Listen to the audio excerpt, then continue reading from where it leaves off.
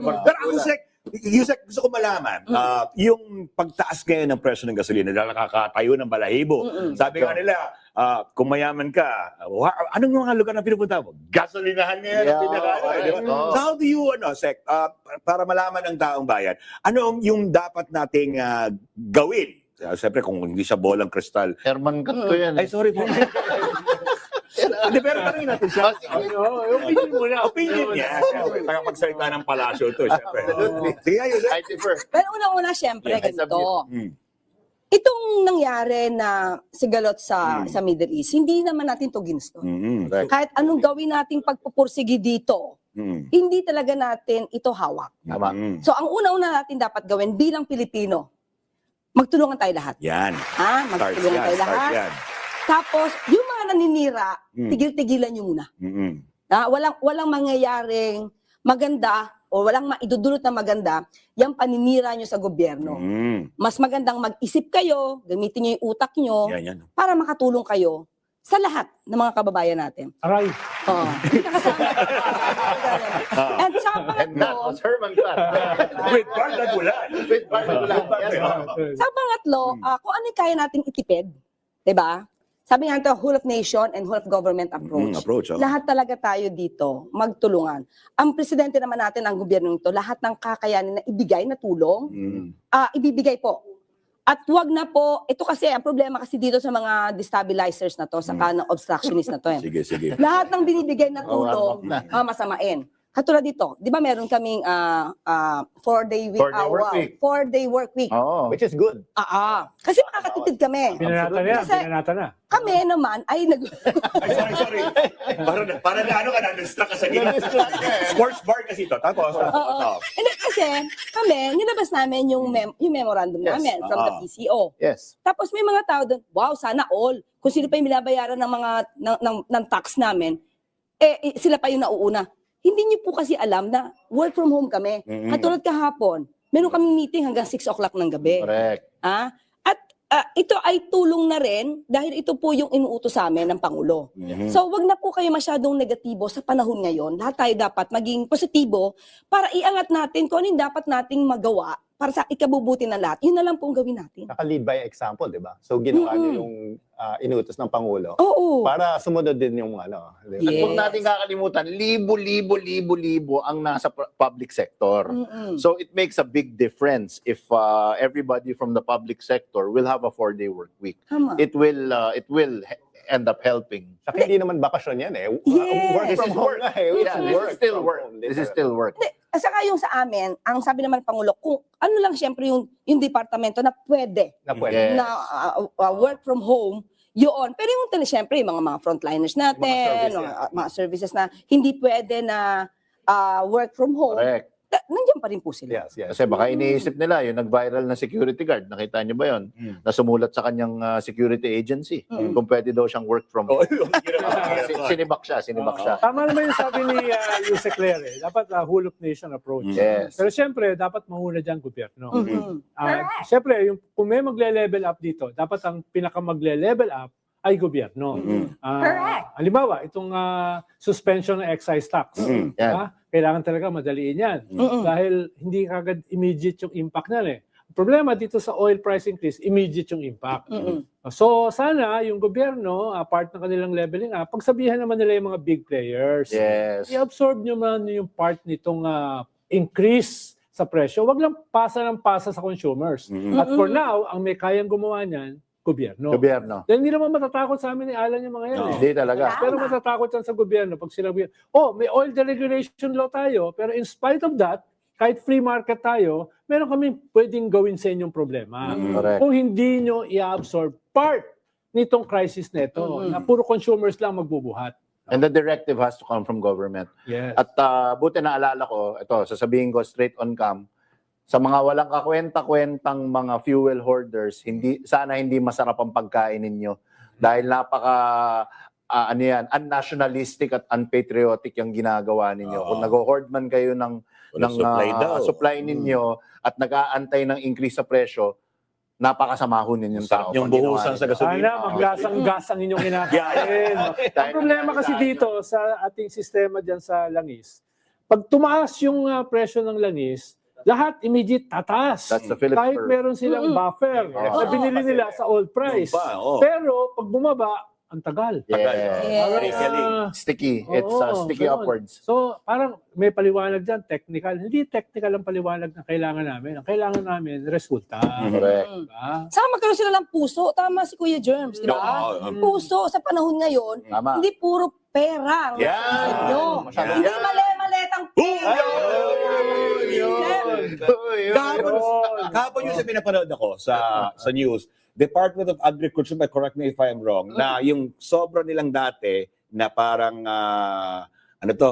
binibigay sa mga mangingisda, gasolina, bibigay, plus of course, i-advance pa yung mga natitirang pondo. Tama ba Yes, yun? oo. Kasi ngayon, kasi by next week siguro yung fuel subsidy. Fuel subsidy, correct. Pero itong week na rin na to, by Monday yata or Tuesday, mag-start na rin magpamigay ang DSWD Oy. ng 5,000 sa mga affected na mga Correct. drivers natin. And pati yung DA. Mhm. 5,000 para sa mga magsasaka and 3,000 para sa mga mangingisda. Ano, sigurado ko next week, tataas ang presyo ng bigas. At pag For tumaas sure. ang presyo ng bigas, lahat tataas. Phillips curve. No? So, dyan, para ma-offset yan, baka pwedeng, parusahan ng gobyerno yung mga hoarders. Yo, Na nabili yung bigas Yan. for the next 6 months sa lumang presyo, pero immediately, ibebenta sa mataas na presyo. whole of government. Ikalawa approach, ay media, yung gobyerno, may kanyan. Meron niyang surplus, may stocks yan. I-unload muna para ma-check yung presyo. Dahil maraming mag-exploit ng crisis na yun. For sure. For Definitely, sure. Pero para sa kompletong usapin dyan, sa old regulation na yan na sinasabi, baka pwede nating puntahan na ang Kuya Herman Cut. German cut. Herman cut na. Okay, Herman cut na raw. Kuya Germs ka daw eh. Oo nga, Herman cut na pala. Walang putol, walang budol. Alan Herman sa Herman Cut. Herman Cut.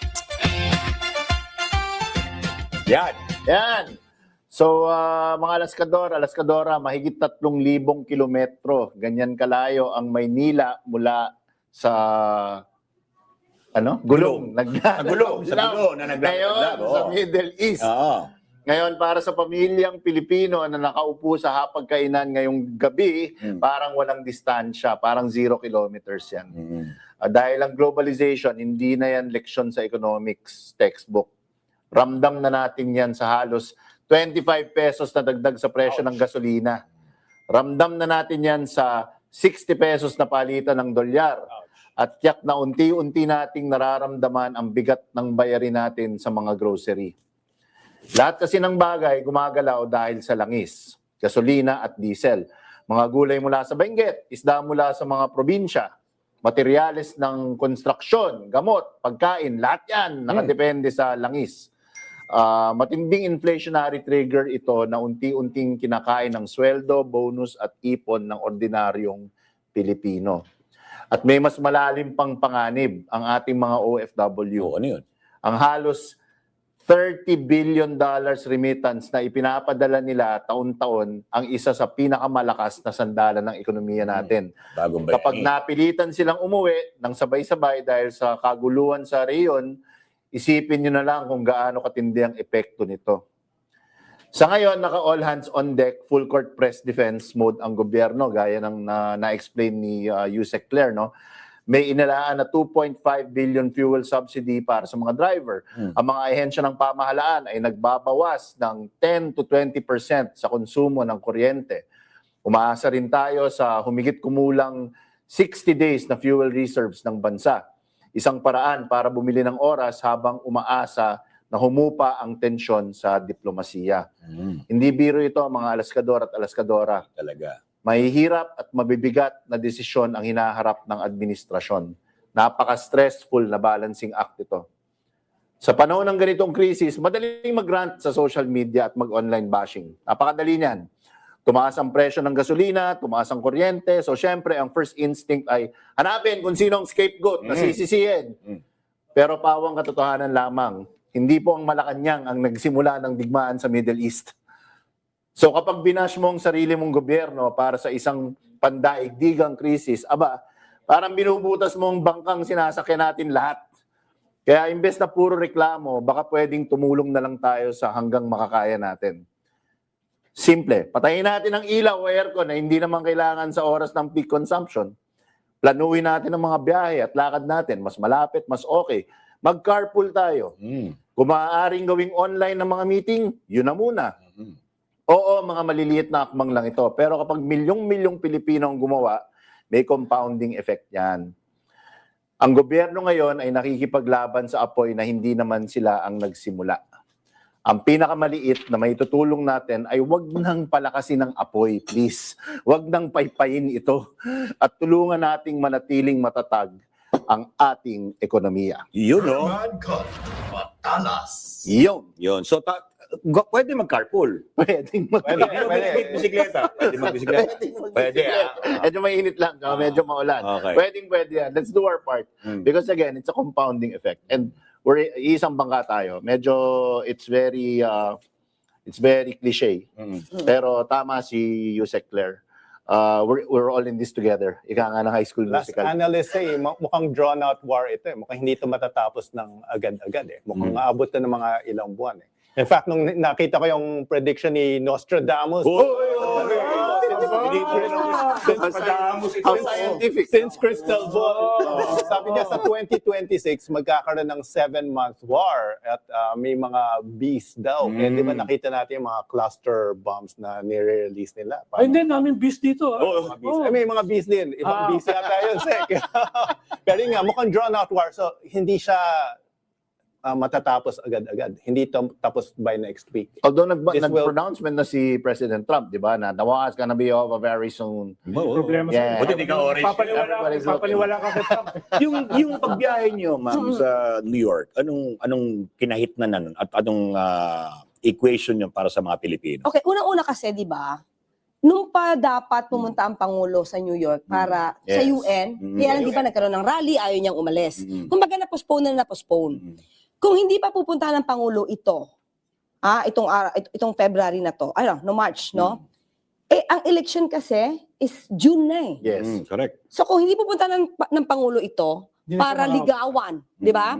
Yung mga miyembro ng General Assembly para makuha natin yung non-permanent seat Yep. sa UN Security Council, wala nang panahon. Yeah. And that was really the right time for him to speak dito sa UN. Correct. And at the same time, ito rin yung pinakamaraming tao na pumunta because nagse-celebrate din sila ng Women's Month. Correct. Yes, yes. Yan. Exactly. Oo. At hindi sinayang ng Pangulo yung pagkakataon dahil nakipag-meeting din siya. Meron siyang mga business engagements na kumbaga, meron siyang nakuha. Na-maximize ang kanyang na-maximize oras. yung kanyang travel. So, hindi ito bakasyon, hindi ito bakasyon, kundi action ito. May binanggit yung isang senador nang sabi, anong pakinabang naman natin sa pagiging miyembro niya kung kahit Yun na nga, non-member? yun. Senador ba? Oo, parang Hindi, gano'n. mali ka. Nabasa ko yun sa Global Times. Okay. Yung mouthpiece ng Communist Party of China. Bago yan. Iba pala yun. Binansagan mo na naman. Negatibo yan. Negatibo yan. Apply Yan. sa UN Security Yun. Council. Permanent member sila? Lumabas yan. Oo, permanent. Permanent member sila. Hindi, dati kasi binabasa ko yung Global Times para sa position nila dyan. Aba, Ba- 1 hour after, meron tayo Chinador. Na nagsabi, pareho. Pareho. Naging paro? Oo, pareho. Parang nalong 2 months ago, Yeah. nabasa ko sa Global Times, yung wala namang coordinates yan eh. West Philippines. Tapos? Same day. Merong isang Chinador. Sabi na, wala naman tayong coordinates. Kaya, advice ko lang sa inyo, no? Huwag na kayo magbasa ng Global Times. Kailangan hanapin na pa yung translation eh. Ngayon, makinig na lang kayo sa Senado. Yeah. Ganun yun. Sa pareho din pala sinasabi, so sa Senado na lang tayo makinig. Sakto. Pero yun ang problema kasi, di ba? Kapag ka ikaw mismo, Pilipino ka, ikaw yung nagpapabaksak sa integridad ng Pilipinas. Yan. Imbes na ipagmalaki mo, Pangulo mo, nandoon, ipinagmamalaki ang Pilipinas, tapos ikaw maghahatak pababa, para ka talagang talangka. Diba? Talagang talangka ang dati. Wala ba kayong bayong dito? Ay, easy. Para magsusoto ko, para makapili. Yeah. Bayong kasi, hindi na nagsusuot ng bayong eh. Barong ang suot. Yes. Mainit na, nainit ba? MTRCB. Parang ang hina ng aircon natin dito, ang init ng studio. Oo. Ay, sige, bago mag-gap. Sige. May isang tanong lang daw si Direk bago tayo mag-gap. Ba't ka daw nakakulay pink? Oh! Nagkataon lang. Teka lang, yung socks niya. No, Pink! Hindi ba sa ilaw lang? Real orange yan. I'm wearing pink socks. Kasi, hindi. Women's not Magkaiba yan. Pag si Yusek Claire nagsuot ng pink, ang tawag dyan, political statement. Yeah. Oh, pag si Alan nagsuot dyan, ibig sabihin yan, sip-sip. Sikopan. No? Happy Women's Month sa inyo lahat. The problem is, hindi gumagana. Real team pala. Hihilitan na nga kita para pagtanggol ka. Real men wear pink. Yeah. Huwag kayong kakalas magbabalitahan. 4